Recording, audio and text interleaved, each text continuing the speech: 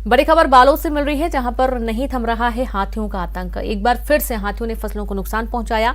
हाथियों ने रिसोर्ट में भी तोड़फोड़ की, दर्जन भर से अधिक गांवों को नुकसान पहुंचाया है। गांवों में अलर्ट जारी किया गया। हाथियों के उत्पात से ग्रामीण काफी परेशान हैं, रत जगह करने के लिए मजबूर हैं।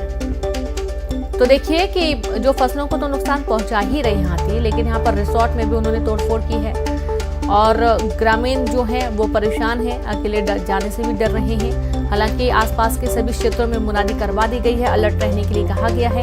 हाथियों का दल है जो कि पहुंचा हुआ है और एक बार फिर से हाथियों ने फसलों को भारी नुकसान पहुंचाया है। साथ ही जो आसपास के रहवासी इलाके हैं यहाँ पर भी विचरण कर रहे हैं, तो ग्रामीणों में काफी दहशत देखने को मिल रही है। रत जगह करने के लिए ग्रामीण मजबूर हैं, क्योंकि यदि हाथियों का हमला होता है तो शोर करके उनको भगाने के जो प्रयास किए जाते हैं, तमाम प्रयास के चलते अब रत जगह कर रहे हैं ग्रामीण। और ज्यादा जानकारी के साथ संवाददाता दिलेश्वर जुड़ गए। दिलेश्वर, एक बार फिर से हाथियों की जो दस्तक है परेशानी खड़ी कर रही है ग्रामीणों के लिए।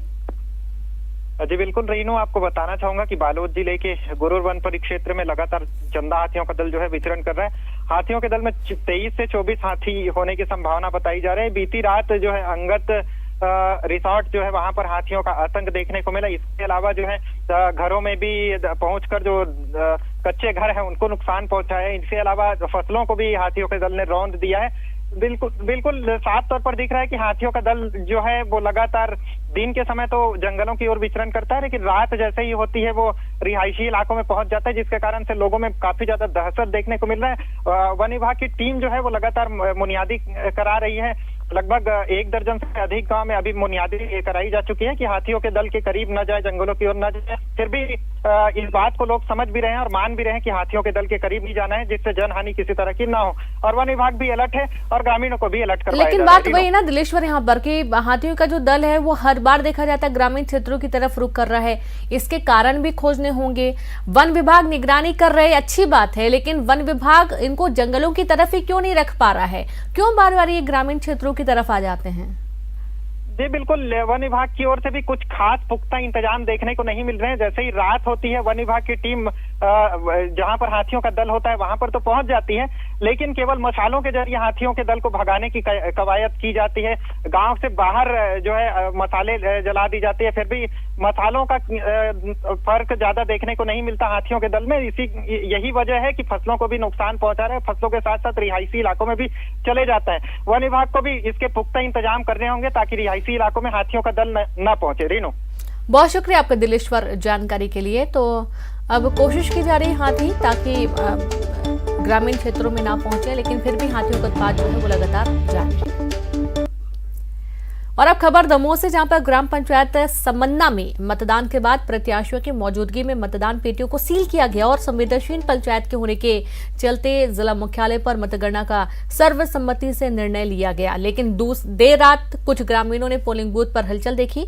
यहां चुनाव टीम मतगणना कर रही थी और कुछ ही देर में बड़ी संख्या में यहां ग्रामीण इकट्ठा हो गए और स्कूल भवन के दरवाजे खुलवाने का प्रयास किया गया, लेकिन जोनल अधिकारी ने चल रही काउंटिंग के दौरान भवन के दरवाजे नहीं खोले, जिससे जनता और भड़क गई और इसके बाद मतगणना को रोकना पड़ा। तो वहीं आनंद फानन में पुलिस बल मौके पर पहुंचा और मामले को संभाला गया। इसके बाद जोनल अधिकारी और पीठासीन अधिकारी ने लिखित पंचनामा में गलती स्वीकार की और मतदान पेटियों को जिला मुख्यालय भेजा गया। अब यह मतगणना होगी।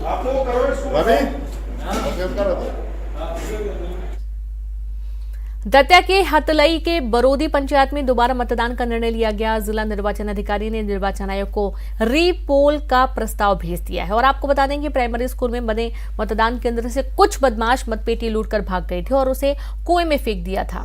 घटना के बाद रात को पीठासीन अधिकारी ने पुलिस में रिपोर्ट दर्ज कराई। पुलिस ने मामला दर्ज कर लिया है। उधर पीठासीन अधिकारी की शिकायत के बाद जिला निर्वाचन अधिकारी ने रीपोल का प्रस्ताव भेजा है।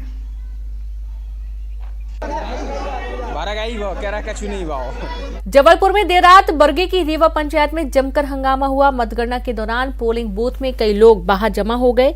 पुलिस को पेट्रोलिंग टीम के पहुंचते ही ग्रामीणों और पुलिस अधिकारियों में जमकर बहस हुई और इस दौरान भगदड़ में एक युवक घायल हो गया। पुलिस ने घायल को अस्पताल भर्ती करवाया। पोलिंग बूथ पर मतगणना पूरी होने तक पुलिस बल तैनात रहा और देर रात मतगणना करने के बाद पोलिंग टीम पुलिस के साथ रवाना हुई। खबर सागर से, जहां बंडा में जमीन को लेकर पति पत्नी में विवाद हो गया। विवाद इतना बढ़ा कि पति ने पत्नी की जमकर पिटाई कर दी। पिटाई का वीडियो सोशल मीडिया पर वायरल हो रहा है, जिसमें पति ने लात घूंसों के साथ पत्नी की पिटाई की, जिसमें पत्नी को हल्की चोटें आई हैं। पिटाई के बाद बेटी ने पिता के खिलाफ थाने में शिकायत दर्ज की है। बेटी की शिकायत पर पुलिस ने आरोपी पिता के खिलाफ मामला दर्ज कर लिया है। आरोपी फिलहाल फरार है।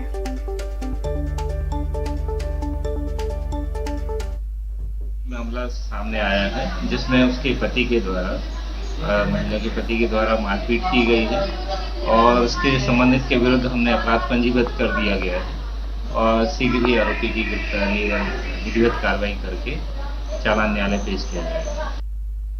और अब बात सड़क पर बढ़ रहे ट्रैफिक के दबाव को कम करने और धार्मिक स्थलों में टूरिस्टों के सीधे पहुंचाने के लिए अब मध्य प्रदेश के प्रमुख शहरों में पैसेंजर रोपवे बनाए जाएंगे। National highways logistics management limited ने लोकेशन तय कर दी है और इनमें भोपाल के 3 लोकेशन हैं। कोलार रोड से न्यू मार्केट, कोकता ट्रांसपोर्ट नगर से NADRA bus stand, via Govindpura industrial area और वन विहार से खानू गांव।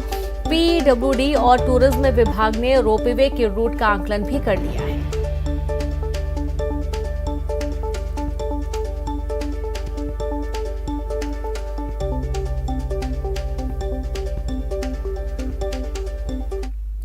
विज्ञान के इस युग में जहां अंधविश्वास, रूढ़िवाद की दकियानूसी परंपराएं टूट रही हैं, तो वहीं राजनांदगांव के कुछ ग्रामीण इलाके ऐसे जहां महिलाओं को होने वाले पीरियड्स के दौरान घर से बाहर कर दिया जाता है। वो अकेले ही झोपड़ी में वक्त गुजारने के लिए मजबूर होती हैं। प्रशासन की कोशिश भी गांव वालों की इस परंपरा को रोक नहीं पाई है। ये रिपोर्ट देखिए।